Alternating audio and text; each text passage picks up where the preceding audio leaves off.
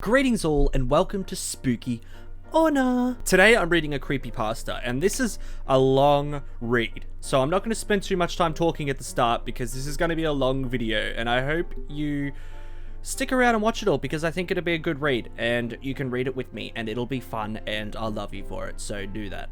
If you haven't already, please go out, check my socials, join the Discord community, the link will be in the description. Follow me on Instagram, Twitter, and then also Twitch, because I'm going to start streaming very soon. So if you hit up a Twitch, which will also be linked in the description, they'll all be down there. Go over, check that out, because we're going to start streaming soon. We'll do some like quizzes and play some scary games, stuff like that. It'll be sick. Anyway, without further ado, kick back, relax, get some snacks, and get ready to hear my voice for the next 30 minutes. Without further ado, let's get into it.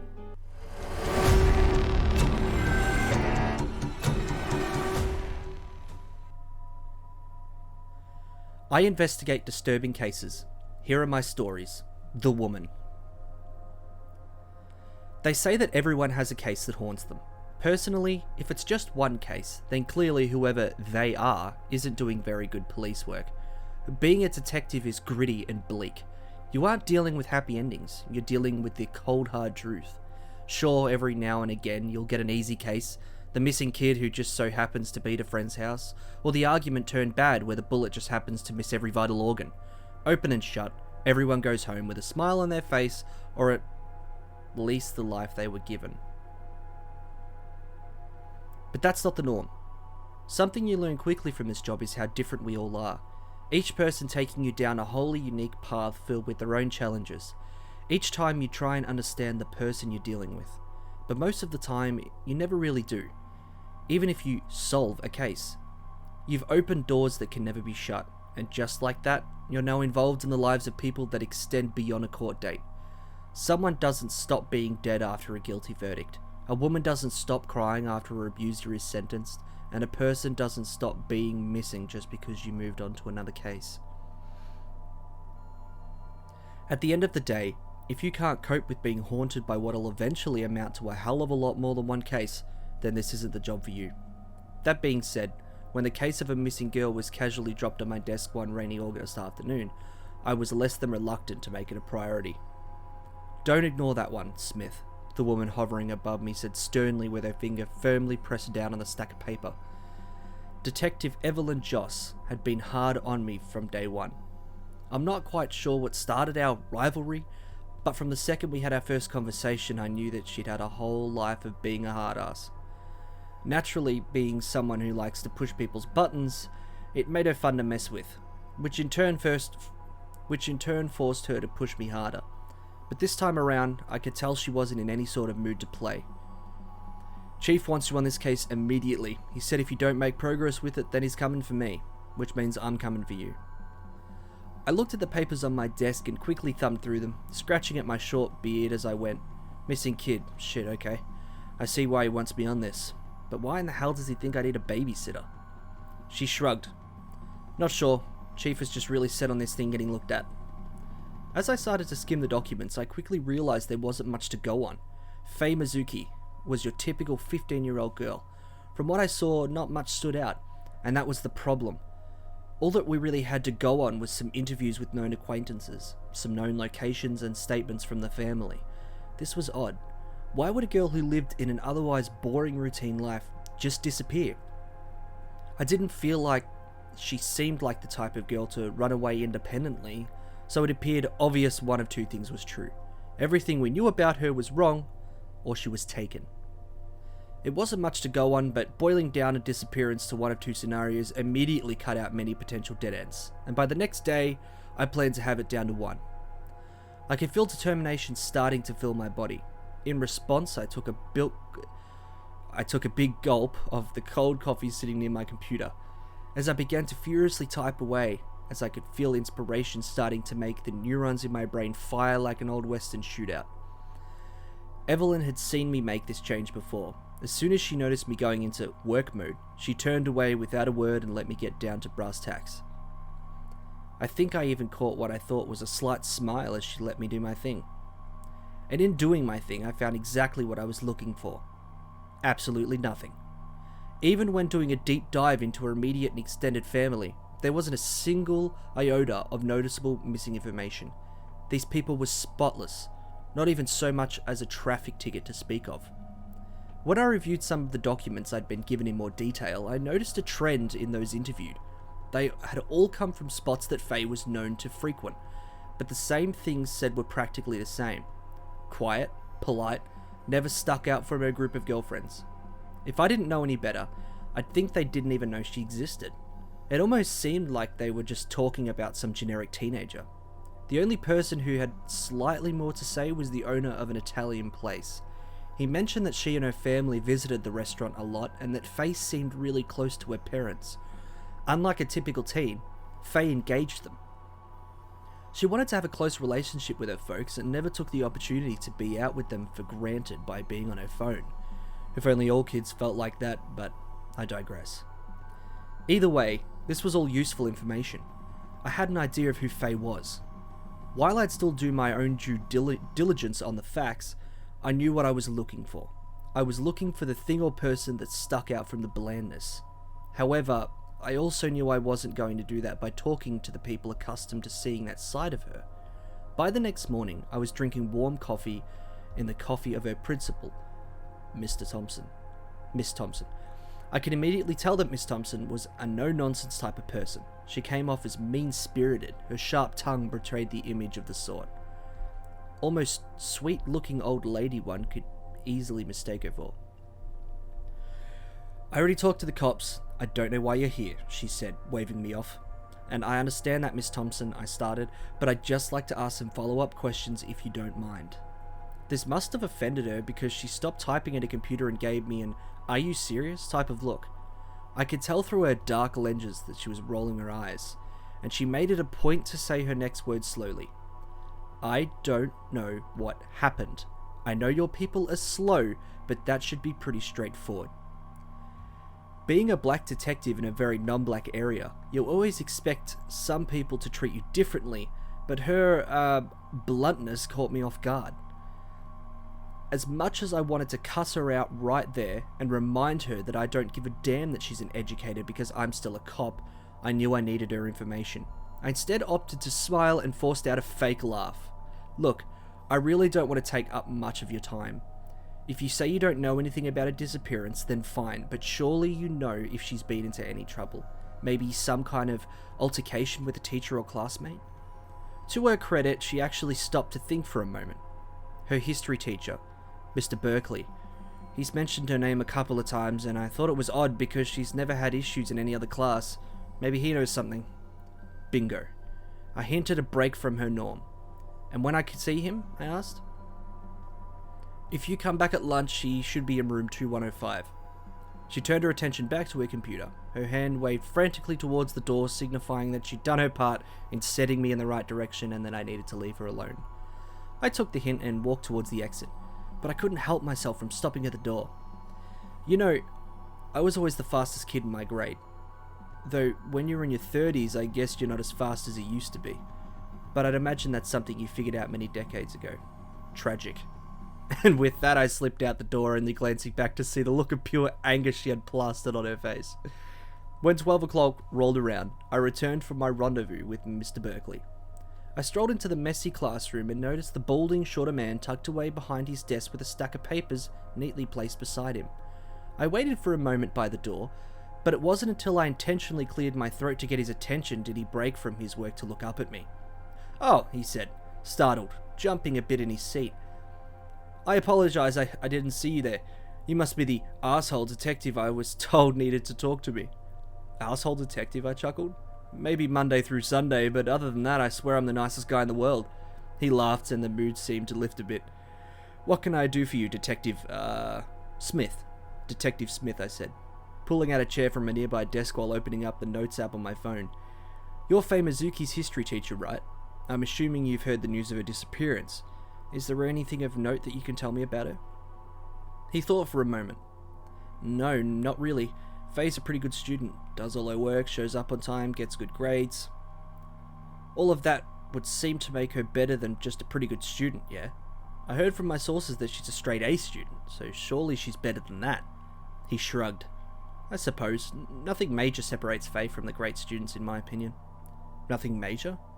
Tell me about the minor stuff then. Really just some disciplinary stuff. She's very talkative in class, and I've had to have a few conversations with her about being disruptive. Everything I've read about her says that she's a quiet girl. Seems a little odd that she'd be a chatterbox in your class all of a sudden. Not that I don't believe you, but things change when your best friend is in your class. Best friend? Do you have the name of this person? Yeah, Hannah Sterling, 16, blonde hair, freckles, green eyes. I think she swims with Faye on the water polo team. Interestingly enough, Hannah hadn't been in any of the reports I'd read. How could we have missed a best friend? I wanted to push further on this fact, but as a 50-year-old teacher, Mr. Berkeley didn't have much insight into the personal lives of these kids. Hannah Sterling, I pushed.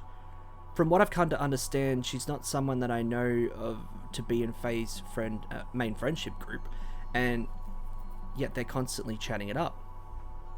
They seem pretty friendly in class, that's all I can say, he said.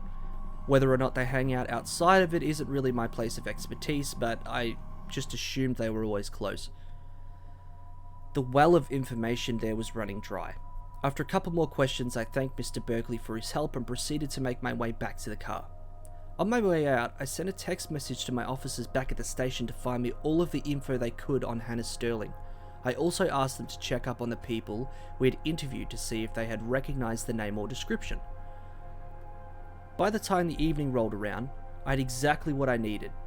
A location and all the pertinent background knowledge to break the case wide open. Hannah actually had quite a history. Drug dealing, running away, multiple suspensions from school, and a long list of other minor offences. She was a young girl on the wrong path, not exactly someone you'd expect Faye to be associated with, and apparently she wasn't someone her family expected her to be associated with either. From a follow-up interview that one of my officers did, I learned that Faye and Hannah were friends in middle school, but Faye's parents disapproved of the friendship and had thought the two split ways. Even Faye's close friends had no idea that the two were friendly. This was the abnormality, the thing that stuck out from the blandness and likely the key to where to find Faye. At 7 on the dot, I was knocking on her door and flashing a badge. Having seen this kind of things many times before, Hannah's parents didn't put up much of a fuss when I said I needed to speak with her privately. In the next couple of minutes, the young girl was sitting across from me in her living room, seemingly trying to make my heart stop with her stare. Obviously, the last thing she wanted to do was to be talking to the police, even with her friend's life potentially at stake. Whatever it is, I didn't do it, she said with no hint of emotion in her voice. She simply stared forward at me with her arms crossed. Well, I guess my work here is done then, I joked. There wasn't even a hint of a smile from the girl in response. I cleared my throat and followed up. Right, look, all I care about is finding Faye, and I have reason to believe that you can help me with that. She scoffed. Why? I didn't have anything to do with what happened. Maybe you should go look for the person that's actually responsible. Obviously, I wasn't getting through and needed to try a different strategy. That's fair. Look, I believe you, and I'm not here to get you into any trouble. I just want to know some things that I don't think other people are willing or able to tell me. Whatever you say won't be used against you, but I need your help. And how do I know that you're not just saying that to get me to talk? Because you have my word that if you get caught for anything in the future, I'll be in your corner defending you. I know you've had a rough life, and it would surely behoove you to have someone on the inside that can vouch for you if you work with me, yeah? She raised an eyebrow at this and thought for a moment. I could tell my proposal piqued her interest. I still don't know how I can help. I quickly pulled out my notes app and replied, all I need you to do is lead me down the right path. First, why don't Faye's parents know about if you two are still friends? She shrugged. We really don't advertise our friendship. Faye is very much a goody-goody and it'd be bad for her image if we were seen hanging out. But I do really care about her and we have fun together. So you'd say you make it work behind closed doors? I guess. We see each other on the weekends and she's not with her other friends. Mostly in secret spots I know of around the area. And where would these spots be? A slight laugh escaped her, and I could see her body start to relax. I'm definitely not telling you that, cop. Doesn't matter though, she wouldn't be there anyway. Faye's terrible with directions. Plus, she wouldn't have a reason to visit without me. Still though, a young person breaking from her boring life is exciting. I imagine she wasn't just hanging out. I think she was also looking for you... Whoops. I think she would also be looking to you for other new things into her life? I mean, she started smoking and drinking a little bit recently. Really? You're underage girls. Where on earth are you getting the drugs from? Weed comes from a lot of places, she said with a slight smile. Can't say exactly. The alcohol is usually brought by this guy we've been smoking with. A third layer in all of this, I whispered to myself. I leaned in for more details and asked, a guy you've been smoking with? Where'd you meet him and what's his name? We just know some of the same people. I think his name is like Walter or something. 17, tall, pale skin, dark circles under his eyes, like he hadn't slept in weeks. I think he goes to one of the schools around here. Did he and Faye talk a lot? Faye talked about him a little bit to me, and I thought there was some chemistry there, but nothing I really ever looked into. After about half an hour more of asking standard questions and exchanging phone numbers, I left with my mind made up. The threads were leading me to this Walter kid. Something in my gut told me he knew exactly where Faye was, and one way or the other, I was going to get that information out of him. The next day in the office was a mad rush of writing reports and trying to do my research on just who this kid could be. But just going off of a name and vague description wasn't enough. There wasn't anything in our databanks that helped me, and I was afraid I'd have to go through every kid with a first name beginning with W in the area. Frustrated, I decided to step outside to take a break, but before I reached the door, I bumped into Detective Joss. "Smith," she said a little too forcefully. "How's your case coming along? It's been a couple days, and you know what they say about 48 hours. You're not slacking, are you?" I just shook my head and threw my hands up. "I'm making progress. I think I'm close to it. There's just one little detail to solve, and after that, I'm off to the races." She leaned against the wall and sipped her coffee. "Oh, and what's that?" "Some kid named Walter something, 17, tall, pale skin, dark hair, circle under his eyes. Apparently he's from the area, but I've got no idea how to find this guy." She thought for a moment, snapped her fingers. Without a word, she ran off. A couple minutes later, she came back and motioned for me to follow. A couple of the officers were sitting around a computer with a picture pull-up of a rather rough-looking young boy. "This is the guy you're looking for, Detective?" The younger of the two officers asked me in a distinctive New York accent. We've had some calls about him before. He's run away from home a couple times and we had to bring him back. Nothing else on the rap sheet though. Walter Crane is the full name. Hoping it was who I was looking for, I snapped a picture of the boy and sent it to Hannah. Within minutes I had a response confirming that it was indeed the same kid. My eyes grew wide reading her text. Immediately I grabbed the address for Walter's school from the guys at the computer and bolted out the front door, shouting that I owed them big time on the way out. I made the drive from the station to the school in record time, in what felt like seconds. I went from demanding that the principal grab Walter to sitting down with the kid in a private room. Right off the bat, I could tell he was nervous. I didn't even have to say Faye's name for him to know precisely why we were sitting across from each other. Without saying a word, I wanted him to know that I was sizing him up, but it was apparent I didn't have to do much to intimidate him. It was like Hannah said, it looked like he hadn't slept in weeks. He was skinny, smelled like cigarettes, and struggled to make eye contact. But even beyond that, his general unkempt look, loose-fitting clothes, and pale skin belied a kid that was obviously struggling with something pretty serious. No visible bruises to indicate that there was abuse, but that didn't mean there wasn't any going on. Either way, something was deeply wrong. "I don't know why I'm here," he eked out. I wasn't in the mood for games. "Look, kid, a girl is missing and I have reason to believe that you know something." "Why me?" I sighed. "Tell me you know Hannah Sterling. Don't lie either. I've talked to enough people to know the truth here, and I swear it's gonna look awful for you if you start jerking me around." He fell for the bluff. Okay, she sold me drugs." "What kind of drugs?" I demanded. Just weed," he replied softly. "Did you ever smoke weed with Hannah?" "Sometimes, yeah, why?" "Was there ever anybody else there, and if so, then what was their name?" "Yeah, a girl named Faye." "Bingo. Did you ever talk to Faye outside of smoking with Hannah?" He started to choke up. His hand twitched for a moment and I could see he was debating whether or not to come clean. I realized I might have been pushing too hard and pulled back the intensity a bit. "Look, Walter, I know this is hard and I don't want you to worry about getting into trouble or anything." I leaned in closer and put my hand on his shoulder. "But right now, I don't care about any of the other stuff. I just need to find out where Faye is. Please help me do that." He shook his head. "You don't understand. You won't believe me. I leaned back in my chair and took a softer tone. Try me. Start from the beginning. He took a deep inhale before a slow exhale and nodded. I've been dealing with some stuff. No, something. This thing has kept me up for the past couple of months, and I've been really scared. It said it'd take me to its home, just like it took other people unless I gave it something to take my place. It visited every night. I knew it was getting closer and closer to taking me. It reminded me every damn day of what it wanted. I started buying weed from Hannah to help me sleep, and that's where I met Faye. She's a really nice girl, just really naive. I could tell that she liked me a bit, and, well, I used that. I'm sorry that I did, but I needed someone to take my place. I told her I knew a cool spot we could hang out, and I drove her there, and that's where you'll find her. At its home. I promise I didn't hurt her, but you have to see. None of this made any damn sense to me. I couldn't tell if Walter was admitting to murder, maybe with an accomplice, or if he was hinting at something else entirely.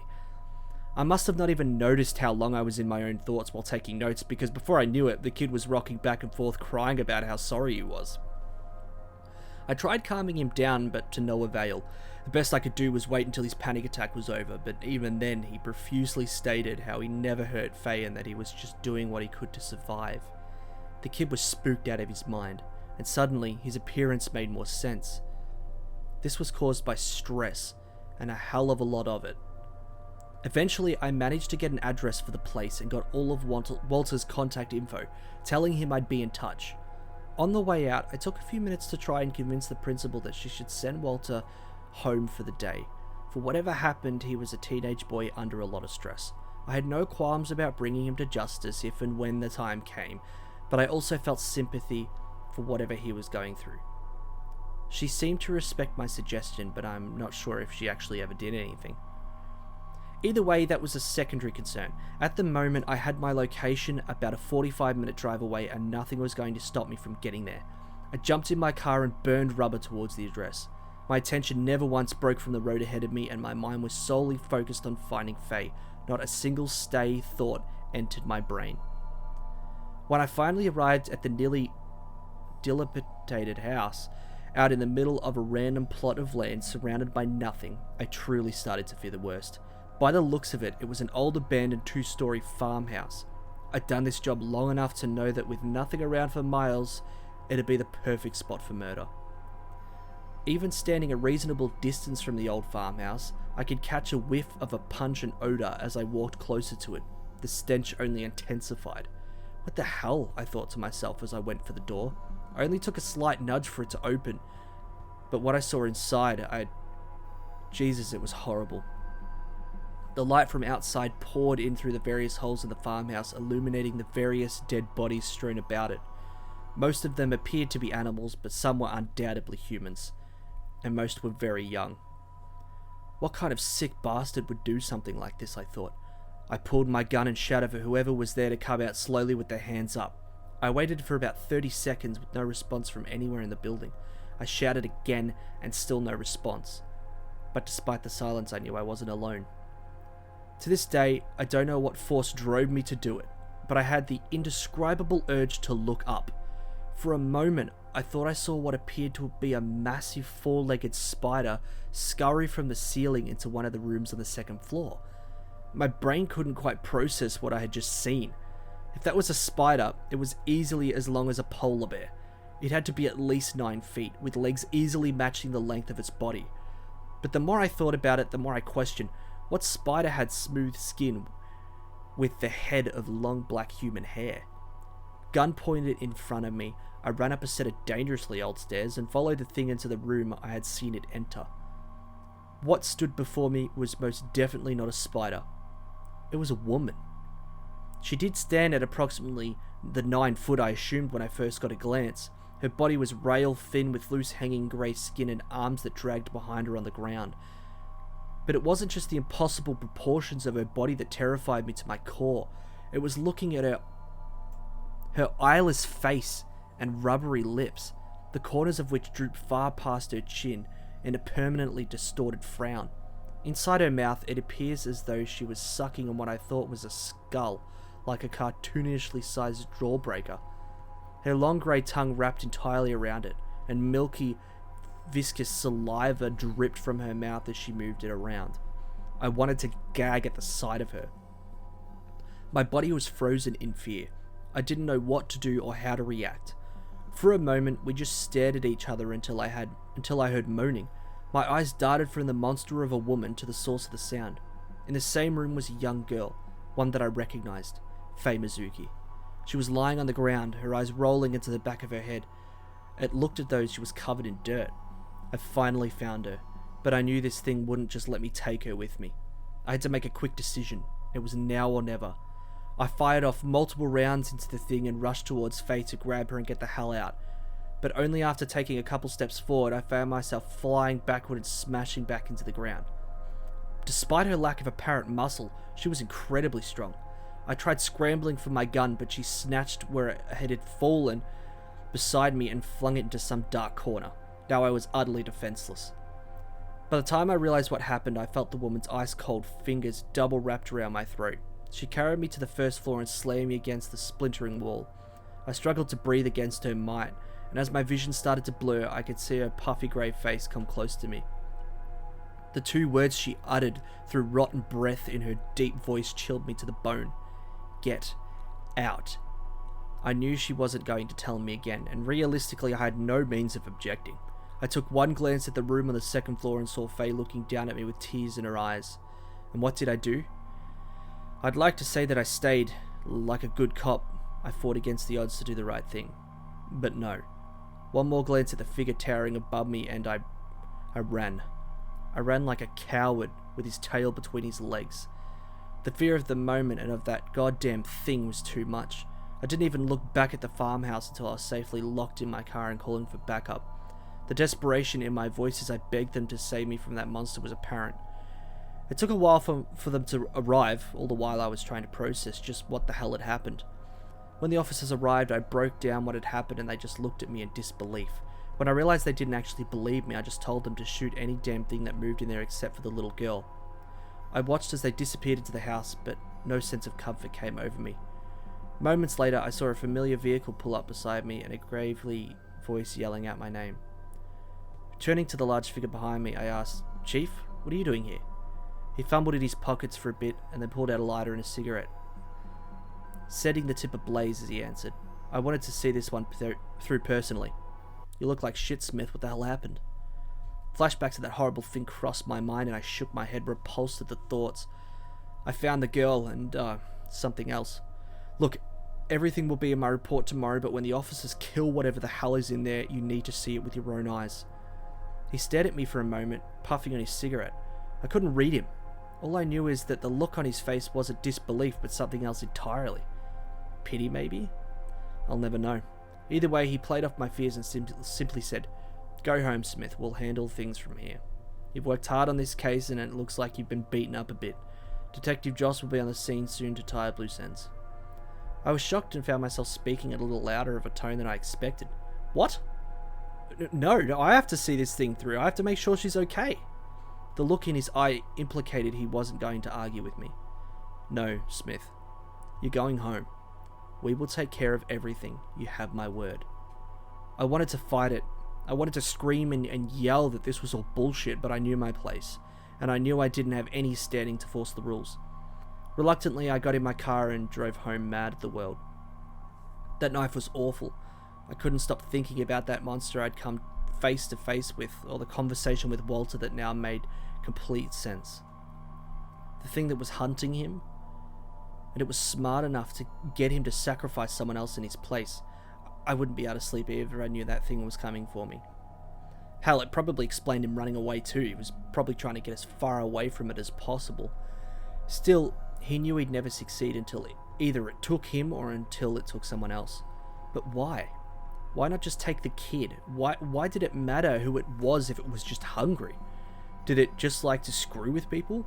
Did it have some kind of sick mind that matched its even sicker appearance? I wish I knew. The next day I tried to keep a sense of normality. My face was fine, albeit I scared myself a couple of times, thinking that the lady had found itself in my house. I threw myself into my work the next day, finishing my report in record time. I wanted to hand it to the chief personally, in part so that I could ask him about what went down the previous day. But in response, he simply asked me to close and lock the door behind him. "Sit down, Smith," he said calmly, and I did. "Look, I appreciate you doing the work you did. You're a damn fine cop. Damn fine.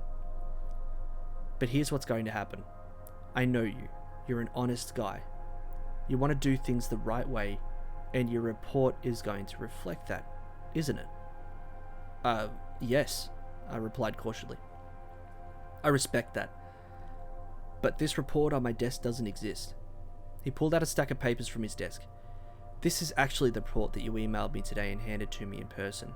It says that you talked to the Walter kid. He told you that Faye had tried some new drugs, found a spot to use them in, been killed by an unknown assailant, and that the farmhouse she was using had been burnt down, likely by a homeless squatter on accident. That sounds more realistic, doesn't it?" What was he saying to me? My blood was boiling, and it took everything in my power not to rush the man right there and then and crack him across his jaw. "Sir, that's not at all what happened. The girl was alive when I saw her.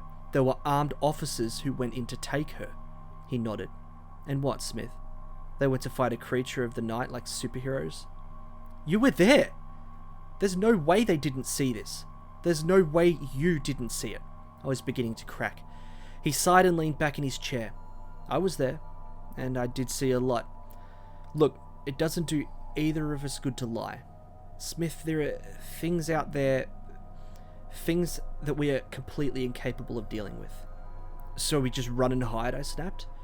"Isn't that what you did?" he calmly replied. He was right. His words stung like a salted dagger to the gut. What could I even say? "But that's not what we do. I was wrong." He exhaled loudly. "Let's say that people believed us. We don't live in a world where anyone can ever accept that things go bump in the night are real even if we say it's true. We'd get looked at as crazies who aren't doing their job. But let's pretend like that's not the case. Where do we go from there? Arrest something like her? Keep her in jail with all the other criminals? Smith, do you think burning down that farmhouse killed her? No. Just scared her off. We literally don't have the capacity to deal with things like that. So what's the next best move? Stop the panic? Move those things to more obscure locations if we can, but otherwise operate as if things are normal and move on? We focus on the real crimes that we can deal with." I was speechless. My own damn chief was telling me to just forget that a family had lost a daughter because he didn't think there was anything we could do to help. The only thing left to do was ask, "Did you know?" He went silent for a moment and said, "I had a hunch. I've seen cases like this before. After talking to some other counties about similar disappearances, the signs pointed to this maybe being the case. When your frantic call came through, I wanted to confirm it for myself. Smith, you did good work. This was a problem we needed to address for a while, and if she strikes again," I interrupted, "then we figure something else out, I suppose. Look, you're going to be on some easy cases for a while. You've earned the break, and I don't want you seeing anything else traumatic, even by normal standards, for a while. But I'm demanding that you play ball on this one. Just trust me." Without saying a word, I nodded and walked out. I never said a peep to anyone. I never even spoke about it to the other officers that I knew were there. Little did I know, I would eventually become a trusted person in these type of cases. Someone good enough to investigate and trustworthy enough not to say anything. It was hard to live with, knowing the truly messed up and outright terrifying parts of our world. The creature we live with daily do horrible things, while the people sworn to protect us just stand by and do nothing. It was a significant source of conflict and eventually led to me leaving. But these stories will always stick with me, forever burned into my memory as genuinely defining moments of my life. When the time comes, I'll share more of these tales, but for now just remember, when you hear something go bump in the night, don't think for a second that it can't reach out and drag you away. Stay safe, everyone. Well, there you have it. That was a really cool story. A bit of a long one, but I had a lot of fun reading it. Creepy. I love that. I got chills like reading the whole thing. I didn't know if it was going in like a supernatural direction, but then eventually it did, and At the same time, even though it kind of like was obviously unrealistic because of like the eyes and the arms and stuff like that, it kind of felt real because it wasn't like a demon or a ghost or anything. It was like a physical creature that was like, I don't know, it just felt more realistic than a lot of other ghost stories, even though it's obviously a creepypasta and whatever, but still, such a good read. If you're still here, I appreciate you sticking around and listening to me talk for like 30 minutes. I appreciate it. It was amazing. I had so much fun. Thank you for watching. If you're new to the channel, please subscribe. I think you'll enjoy this kind of content if that's what you're into. Remember, check out my socials, all that good stuff. That's it. I'm going to let you guys go because this has been a long video. So remember, keep it spooky.